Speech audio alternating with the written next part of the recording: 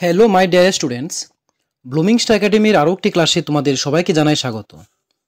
তোমরা যারা word secretary পরীক্ষা দেবে, তাছাড়া বিভিন্ন কম্পিটিটিভ এক্সামে বসবে, তোমাদের প্রত্যেকের জন্য ত্রিপুরার হিস্টোরি বা ত্রিপুরার যে ইতিহাস রয়েছে সেখান থেকে, অথবা ত্রিপুরা কখন ভারতের কেন্দ্রশাসিত অঞ্চলের সাথে যুক্ত হয়েছে ইত্যাদি বিভিন্ন বিষয়ে কিছু ইম্পর্টেন্ট কোশ্চেন নিয়ে আজকে ক্লাসে আলোচনা করব। তো ক্লাসের প্রত্যেকটা কোশ্চেনই খুবই ইম্পর্টেন্ট প্রত্যেকটা পরীক্ষার জন্য, তাই তোমরা মনোযোগ দিয়ে প্রত্যেকটা কোশ্চেন দেখবে। তো চলো শুরু করা যাক ক্লাসটি।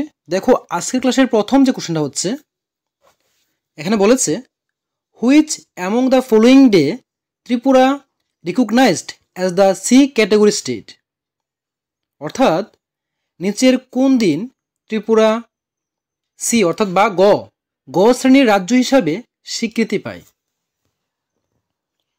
যার মধ্যে সঠিক উত্তর হবে 26শে জানুয়ারি 1950। অপশন নাম্বার সি হবে রাইট আনসার। তো মনে রাখবে যে এই 26শে জানুয়ারি 1950 সালে কী কী হয়েছে তার সম্বন্ধে একটু ব্যাখ্যাটা বলে দিই। যে এই 26শে জানুয়ারি 1950 সালে যখন ত্রিপুরা রাজ্য গ তথা সি ক্যাটাগরিতে স্বীকৃতি পেয়েছে, ঠিক তারপরে যে 1 নভেম্বর 1956 সালে এটি একটি কেন্দ্রশাসিত অঞ্চল হিসাবে পরিচিত লাভ করে এবং অবশেষে 21শে জানুয়ারি 1972 সালে এটি পূর্ণাঙ্গ রাজ্য হিসাবে মর্যাদা পায়। এই প্রত্যেকটা পয়েন্ট খুব ইম্পর্টেন্ট তোমাদের পরীক্ষার জন্য।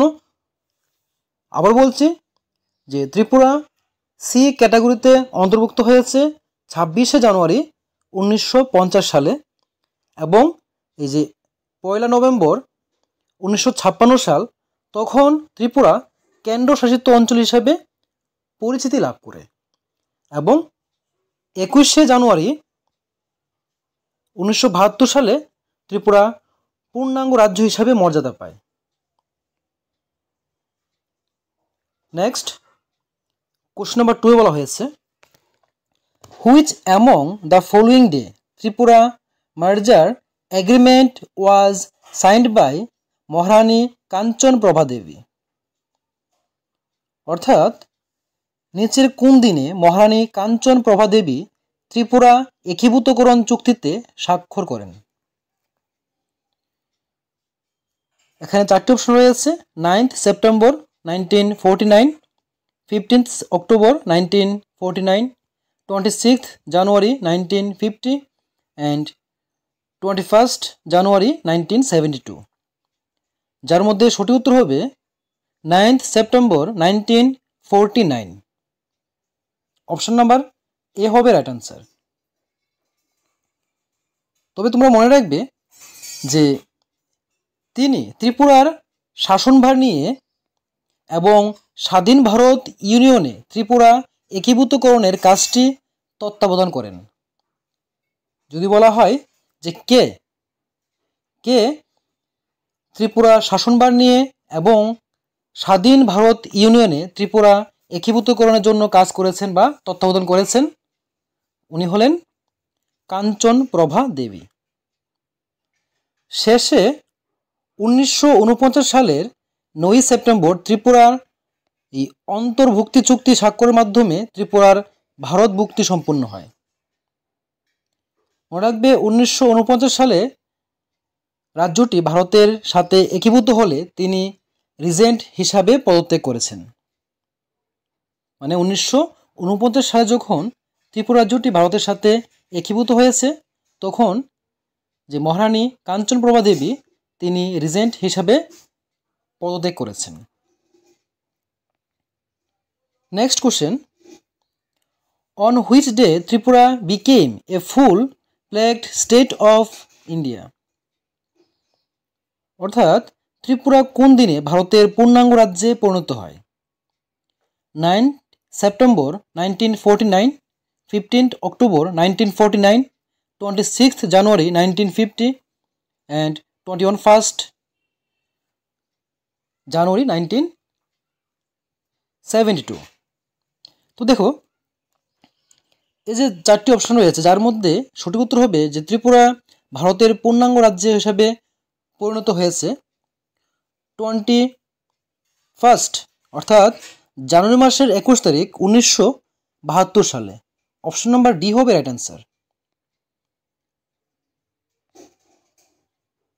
Next question, which other two states acquired a status of full ফ্ল্যাগ state in Tripura on 21 January 1972?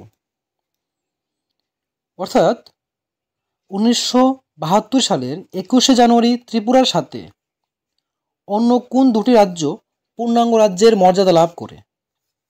First, Arunachal Pradesh এবং আসাম। সেকেন্ড, মেঘালয় এবং মণিপুর। থার্ড, সিকিম এবং মিজোরাম। এবং ফোর্থে বলা হয়েছে নান অফ দিস, অর্থাৎ উপরের কোনোটি নয়। যার মধ্যে সঠিক উত্তর হবে যে 21শে জানুয়ারি 1972 সালে ত্রিপুরার সাথে সাথে আরও দুটি রাজ্য রয়েছে যেগুলি পূর্ণাঙ্গ রাজ্যের মর্যাদা পেয়েছিল, এবং সেই দুটি রাজ্য হল অপশন নাম্বার বি, মেঘালয় এবং মণিপুর।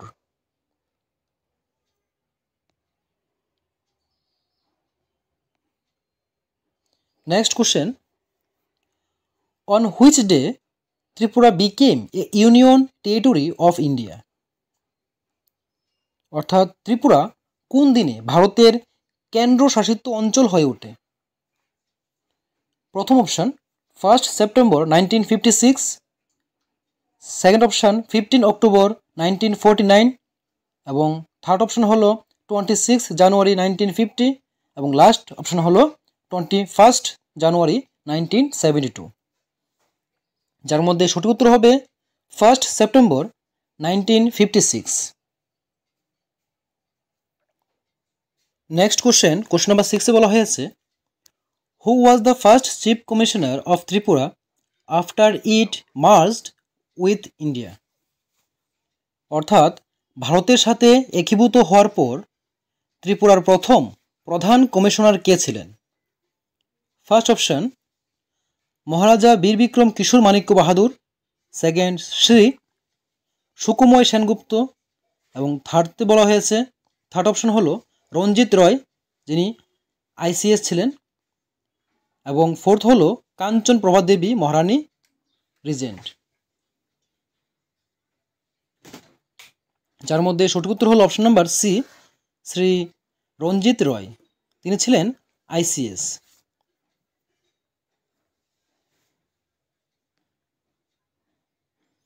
ভারতের সাথে একীভূত হওয়ার পর ত্রিপুরার প্রথম প্রধান কমিশনার ছিলেন শ্রী রঞ্জিত রায়। তিনি 1949 সালের 15 অক্টোবর থেকে প্রশাসনের দায়িত্ব গ্রহণ করেন, যখন ত্রিপুরা রাজ্যটি সি রাজ্যের অংশ হিসাবে ভারতের সঙ্গে একীভূত হয়। Question number 7, who served as the first chief minister of Tripura? অর্থাৎ ত্রিপুরার প্রথম মুখ্যমন্ত্রী কে ছিলেন? ফার্স্ট অপশন মানিক সরকার। সেকেন্ড, শচীন্দ্র লাল সিং। থার্ড, নৃপেন চক্রবর্তী। এবং ফোর্থ অপশন হলো বি কে নেহেরু। যাদের মধ্যে সঠিক উত্তর হলো যে ত্রিপুরার প্রথম মুখ্যমন্ত্রী ছিলেন শচীন্দ্র লাল Singh.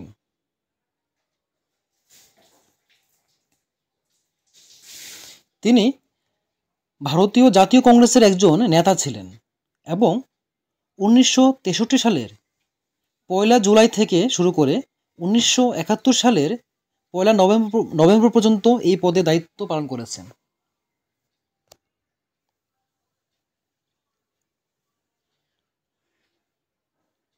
Next question, who served as the first governor of Tripura after it achieved statehood? অর্থাৎ ত্রিপুরা রাজ্যের মর্যাদা লাভের পর তার প্রথম রাজ্যপাল কে ছিলেন? First option B K Nehru. Second, L P Singh. Third, S M H. Burney. এবং ফোর্থ হলো কে ভি কৃষ্ণরাও। যার মধ্যে সঠিক উত্তর হলো বি কে নেহেরু।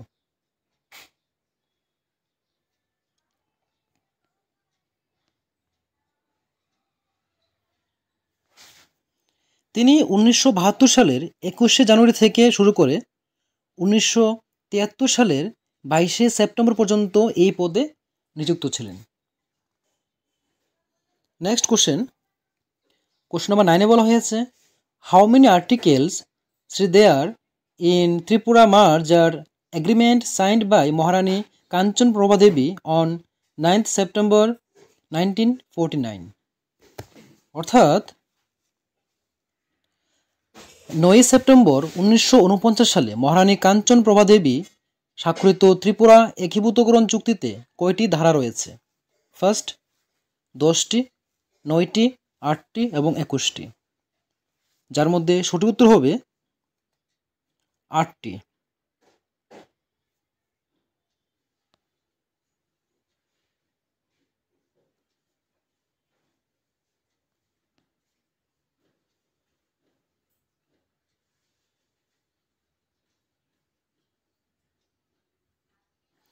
এই 9 সেপ্টেম্বর 1949 সালে মহারানী কাঞ্চন প্রভা দেবী স্বাক্ষরিত ত্রিপুরা একীভূতকরণ চুক্তিতে মোট 8টি ধারা রয়েছে।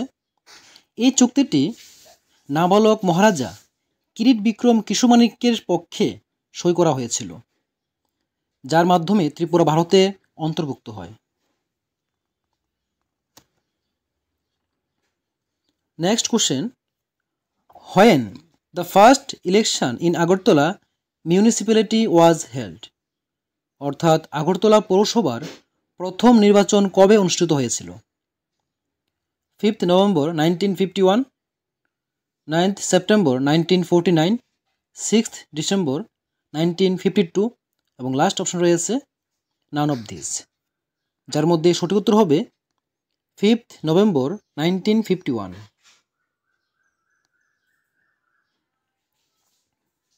Next question number 11, when the Agartala Bir Bikram evening college was set up. অর্থাৎ আগরতলা বীর বিক্রম সান্ধ্য কলেজ কখন প্রতিষ্ঠিত হয়েছিল, যেটি বর্তমানে বিবিএমসি নামে পরিচিত? First option 1969, second option 1949, third option 1947 এবং ফোর্থে বলা হয়েছে নান অফ দিস। যার মধ্যে সঠিক উত্তর হলো 1969।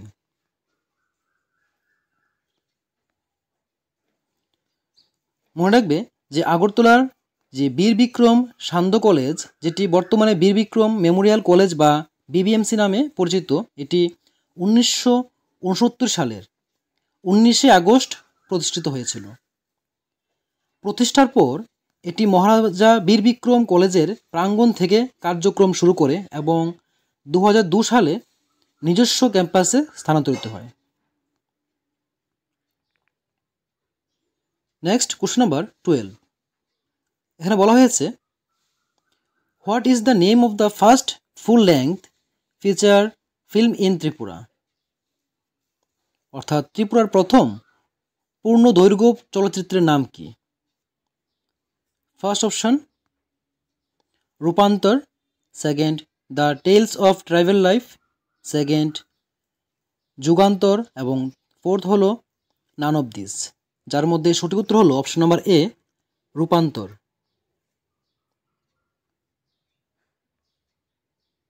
Next question number 13, when the first book fairs was held in Tripura. অর্থাৎ ত্রিপুরায় প্রথম বইমেলা কবে অনুষ্ঠিত হয়েছিল? First option 1983, second option 30 March 1981, third option 1992 এবং ফোর্থে বলা হয়েছে নান অফ দিস। যার মধ্যে সঠিক উত্তর হলো option number B, 30 March 1981।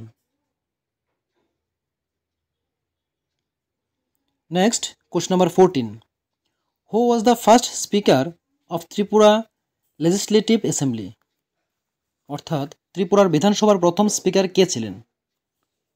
First option U K Roy অর্থাৎ Upendra Kumar Roy, second Bimal Singh, third J Nath এবং ফোর্থ নান অফ দিস। যাদের মধ্যে সঠিক উত্তর হলো অপশন নাম্বার এ, ইউকে রয়। মনে রাখবে যে উপেন্দ্র কুমার রায় ছিলেন ত্রিপুরার বিধানসভার প্রথম স্পিকার।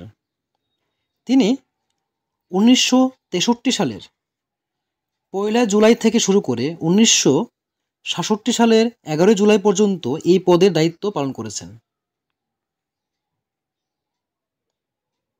নেক্সট কোশ্চেন নাম্বার 15 বলা হয়েছে, who was the first tribal chief minister in Tripura?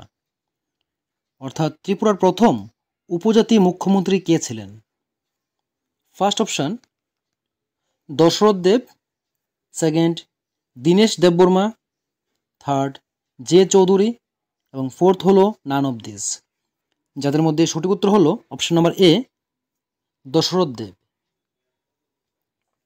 তিনি 1993 সালের 10 এপ্রিল থেকে 1998 সালের 10 মার্চ পর্যন্ত এই পদে নিযুক্ত ছিলেন।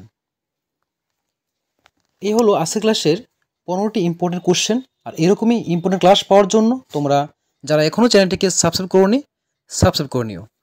আর যদি আজকের ক্লাসটি ভালো লাগে থাকে অবশ্যই লাইক, কমেন্ট এবং শেয়ার করে দিও। তো আজকের জন্য ক্লাসটি এখানে শেষ করছি। দেখা হবে পরবর্তী ক্লাসে পরবর্তী টপিক নিয়ে। ততক্ষণ সবাই ভালো থেকো, সুস্থ থেকো।